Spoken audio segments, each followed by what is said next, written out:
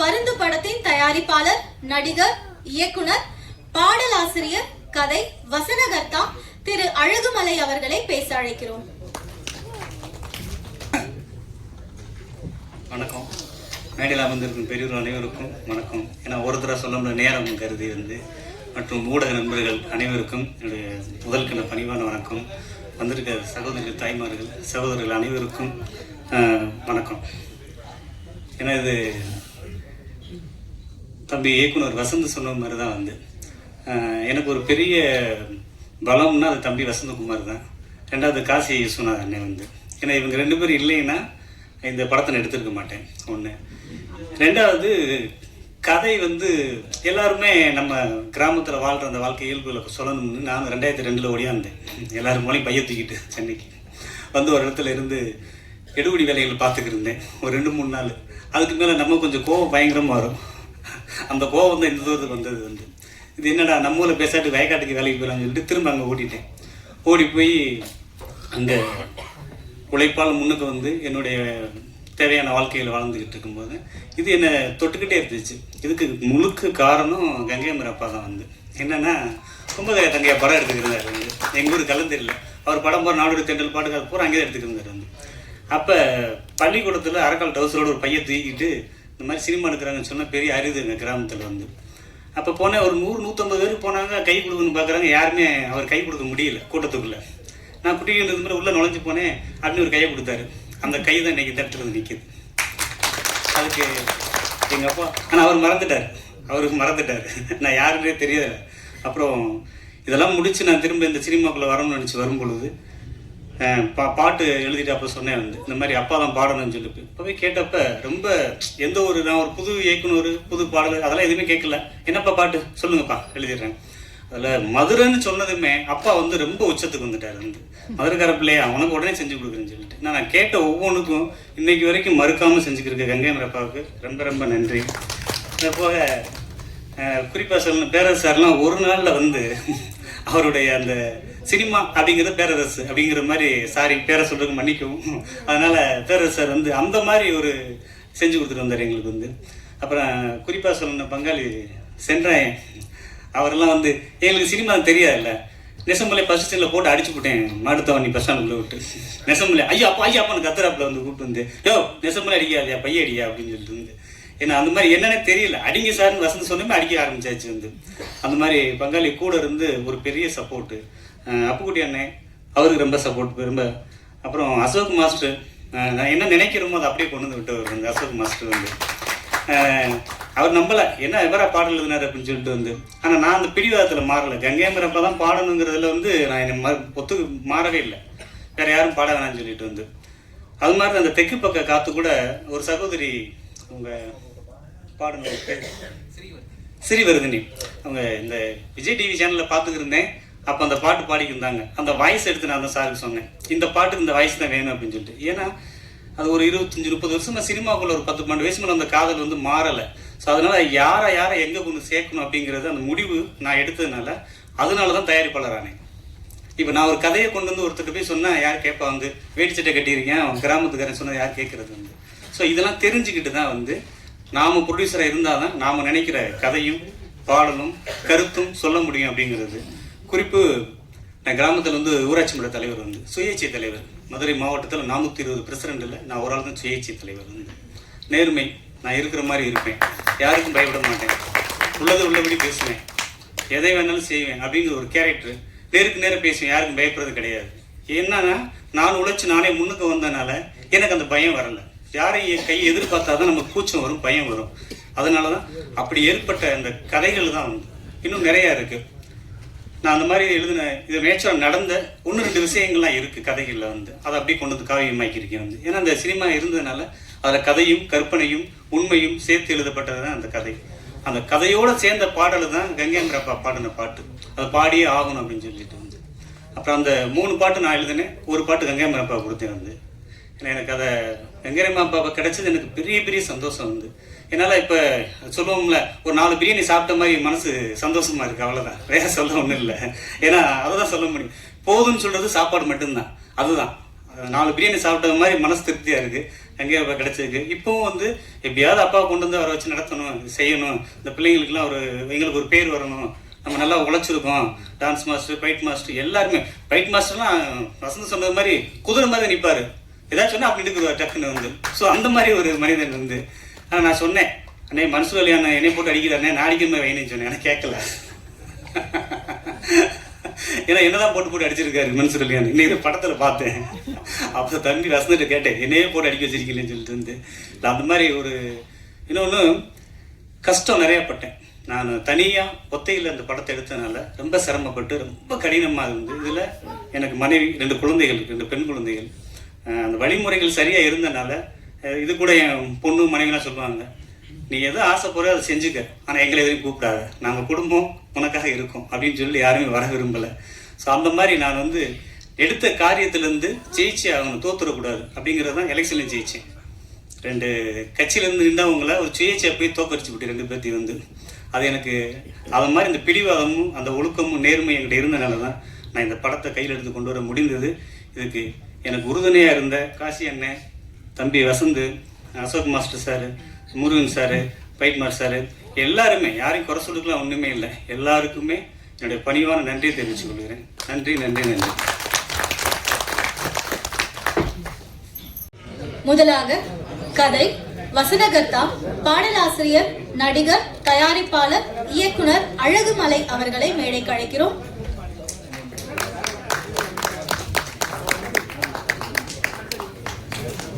பல்கலை வித்தகர் திரு கங்கை அமரன் அவர்களை மேடைக்கு அழைக்கிறோம்.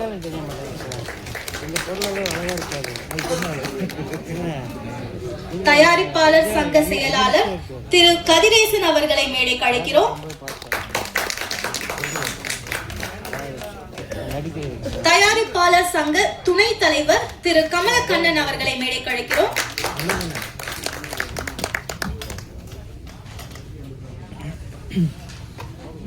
இயக்குனர் சங்க பொருளாளர் திரு பேரரசு அவர்களை மேடைக்கு அழைக்கிறோம்.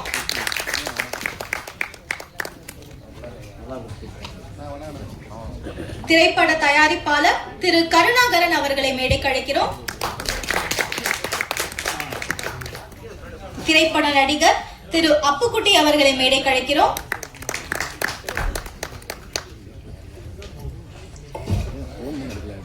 தயாரிப்பாளர் சங்க செயற்குழு உறுப்பினர் ராஜா அவர்களை மேடைக்கு அழைக்கிறோம்.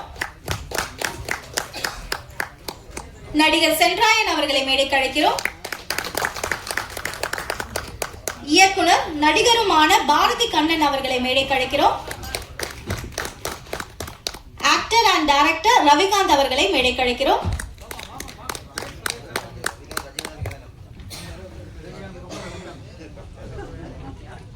படத்தின் முக்கியமான ஒரு கேரக்டர் நடிச்சிருக்க VR விநாயக் அவர்களை மேடைக்கு அழைக்கிறோம்.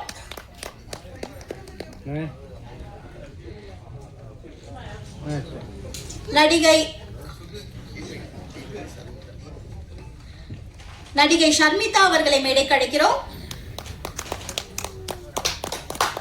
படத்தின் கதாநாயகி, இவ்வளவு நேரம் பார்த்து ரசிச்ச நாயகி. அடுத்ததா நடிகை அமனா அவர்களை மேடைக்கு அழைக்கிறோம். ஆக்டர் ஆதித்யா, எடிட்டர் ஜெய் கிருஷ்ணா அவர்களை மேடைக்கு அழைக்கிறோம்.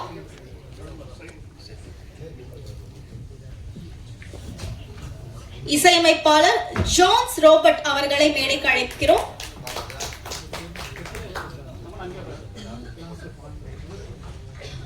படத்தின் கேமராமேன் காசி விஸ்வநாதன் அவர்களை மேடைக்கு அழைக்கிறோம்.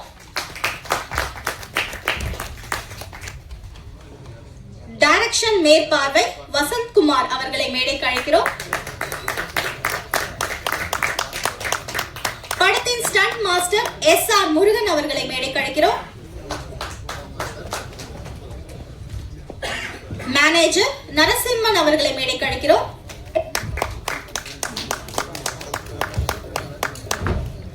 டிசைனர் வெங்கட் அவர்களை மேடைக்கு அழைக்கிறோம்.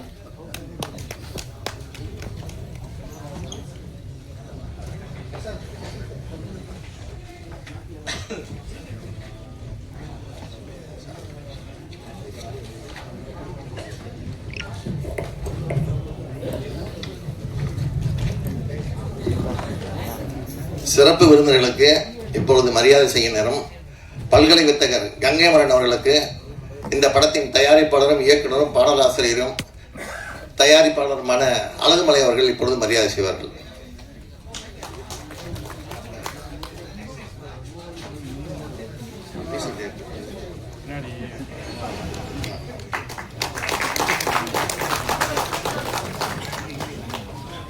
தமிழ் திரைப்பட தயாரிப்பாளர் சங்கத்தின் துணைத் தலைவர் கமலக்கண்ணன் அவர்களுக்கு அழகுமலை அவர்கள் மரியாதை செய்வார். அடுத்ததாக தமிழ் திரைப்பட தயாரிப்பாளர் சங்கத்தின் செயலாளர் கதிரேசன் அவர்களுக்கு மரியாதை செய்வார்கள். டான்ஸ் மாஸ்டர் அசோக் ராஜன் அவர்களை மேடை கலைக்கிறோம். வாங்க மாஸ்டர். திரைப்பட தயாரிப்பாளர் டாக்டர் ஈகை கருணாகரன் அவர்களுக்கு அழகுமலை அவர்கள் மரியாதை செய்வார்கள்.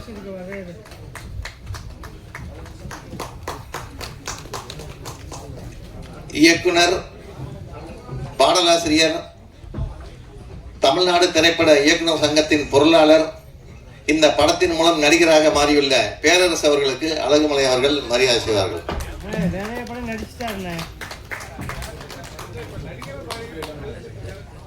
இந்த படத்தில் நடிச்சிருக்கான்னு சொல்லியிருக்கப்பா.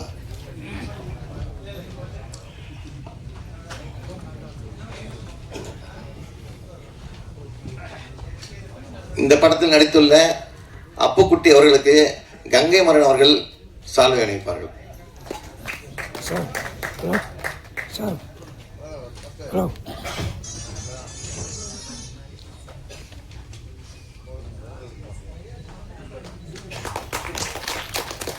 இந்த படத்தின் இசையமைப்பாளர்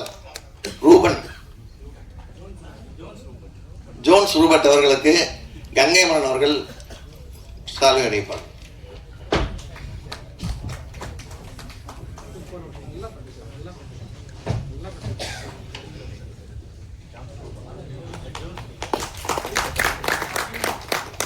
இந்த படத்தின் தயாரிப்பாளரும் இயக்குனருமான அழகுமலை அவர்களுக்கு கங்கை மரன் அவர்கள் சால்வை அணிவிப்பார்கள்.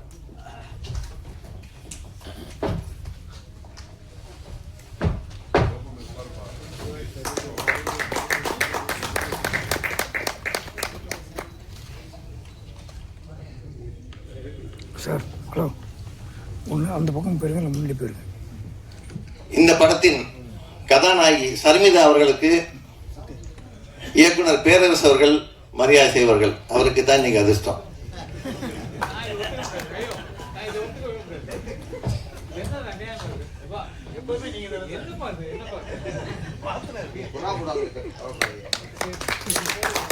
இந்த படத்தின் கேமராமேன் காசி அவர்களுக்கு இயக்குனர் பேரரசு அவர்கள்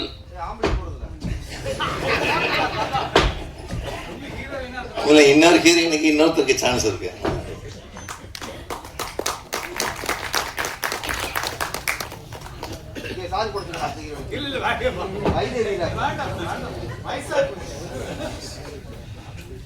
தமிழ் திரைப்பட தயாரிப்பாளர் சங்கத்தின் செயற்குழு உறுப்பினர் ராஜா அவர்களுக்கு அழகுமலை அவர்கள் மரியாதை செய்வார்கள்.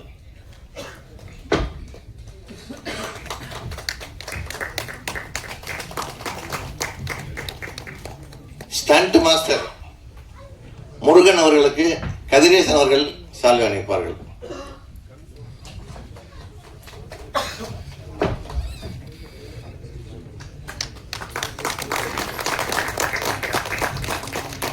நடன இயக்குனர் அசோக் ராஜன் அவர்களுக்கும் கதிரேசன் அவர்களை மரியாதை செய்வார்கள்.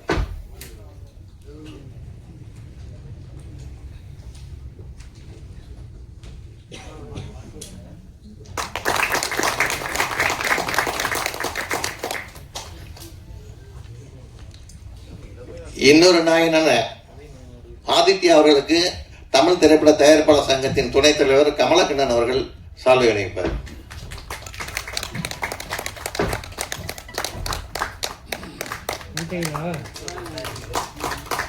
எடிட்டர் ஜெயகிருஷ்ணா அவர்களுக்கு கமலக்கண்ணன் அவர்கள் சால்வை அணிவிப்பார்கள்.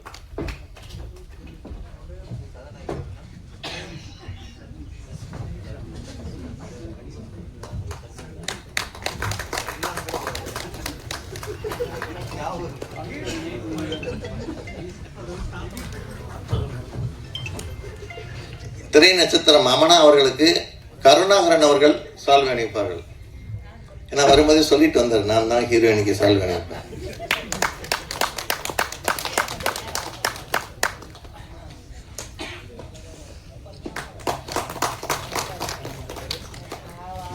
நடிகர் சென்ராயன் அவர்களுக்கு கங்கைமரன் அவர்கள் சால்வை அணிவிப்பார்கள்.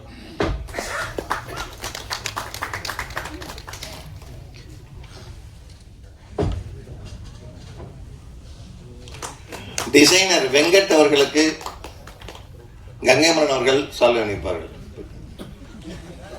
அவர் சால்வையெல்லாம் வாங்குறதுலன்னு போயிட்டாரா. அடுத்ததாக டைரக்ஷன் மேற்பார்வையிட்ட வசந்தகுமார் அவர்களுக்கு கங்கைமரன் அவர்கள் மரியாதை செய்வார்கள்.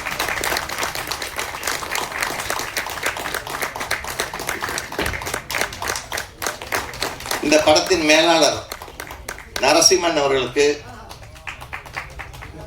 கதிரேசன் அவர்கள் மரியாதை செய்வார்கள்.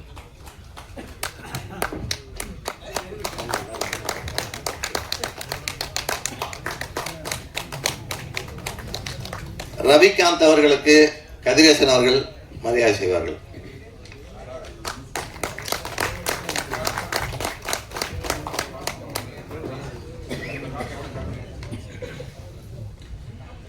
பாரதி கண்ணன் அவர்களுக்கு கங்கைமரன் அவர்கள் மரியாதை செய்வார்கள்.